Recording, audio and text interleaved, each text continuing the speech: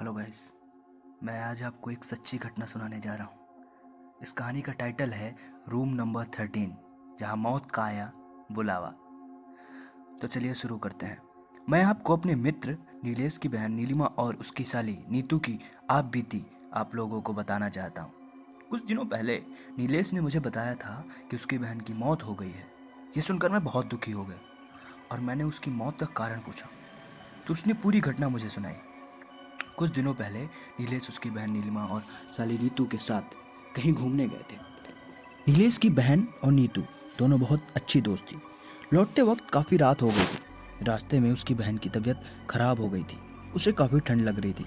हमारा घर अभी भी 100 किलोमीटर दूर था और रास्ते में कोई भी रुकने की जगह नहीं मिल रही थी।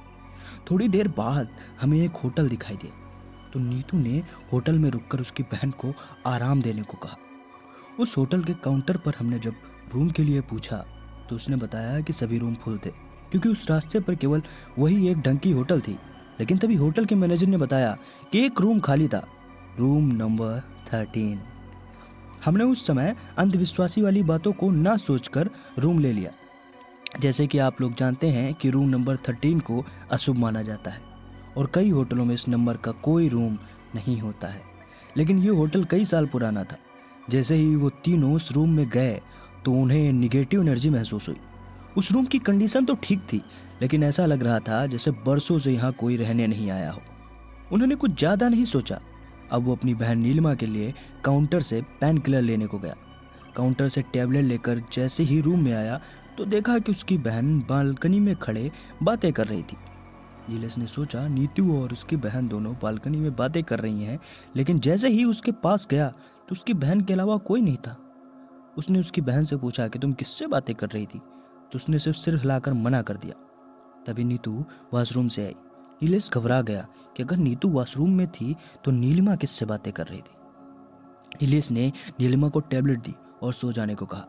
अब नीतू और नीलिमा दोनों बेड पर सो गए और नीलेश सोफे पर सो गया। सुबह जब क्लीनर कमरे की सफाई करने के लिए आया तो दरवाजा खुला था और जब वो अंदर आया तो देखा कि कमरे में खून ही खून था और नीलिमा मर चुकी थी। क्लीनर जोर से चिल्लाया तो मेरी नींद खुल गई और देखा कि नीलिमा की मौत हो चुकी थी और नीतू बेहोश हो गई थी। नीलेश जोर जोर से रोने लगा और मैनेजर को बुलाया।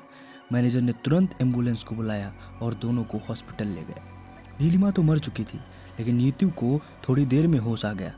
जैसे ही नीतू को होश आया तो उसने पीछे उसकी बहन की आत्मा थी जो उससे बोल रही थी, तूने मुझे मार दिया, या कहकर वो गायब हो गई। नीलिमा काफ़ी बुरी तरह डर गई। अब नीलेश में नीतू से सारी घटना पूछी तो उसने बताया कि रात को जब मैं पानी पीने उठी उस रात देखा नीतू फिर से बालकनी में बैठी थी और कुछ बड़बड़ा रही थी। और मैं जैसे उसके पास गई और उससे पूछा कि यह क्या कर रही हो तो उसने मुझे ज़ोर से धक्का दिया और मेरा सर दीवार से टकरा गया और मैं बेहोश हो गई और इसके अलावा मुझे कुछ याद नहीं। जैसे ही नीतू हॉस्पिटल से छुट्टी लेकर आई तो वो नीलेश के साथ जब उस होटल में फिर से गई और उसने काउंटर पर मैनेजर से बात करने को कहा तो उसने बताया कि आपकी घटना के दूसरे दिन मैनेजर की मौत हो गई थी। वो दोनों शॉक हो गए। उन्होंने क्लीनर से माजरा समझने की कोशिश की तो उसने बताया कि आप जिस रूम में रुके थे वो प्रेत बाधित था और रात में वहाँ कोई नहीं रुकता है, लेकिन मैनेजर ने पैसों के चक्कर में रूम आपको दे दिया। इस रूम में पहले भी मौत हो गई है और 2 मौतें हुई हैं। अब सारी बात नीलेश को समझ में आई। इस घटना के बाद नीलेश काफ़ी सदमे में चला गया और कभी किसी होटल में नहीं रुका। तो मित्रों, आपको आगे ही ऐसे ही और कहानियाँ सुनाता रहूँगा और इस कहानी का एक एक शब्द सच्चा है। तो हमसे जुड़ें और हमारे चैनल को सब्सक्राइब करें, वीडियो को लाइक करें और शेयर करें। धन्यवाद।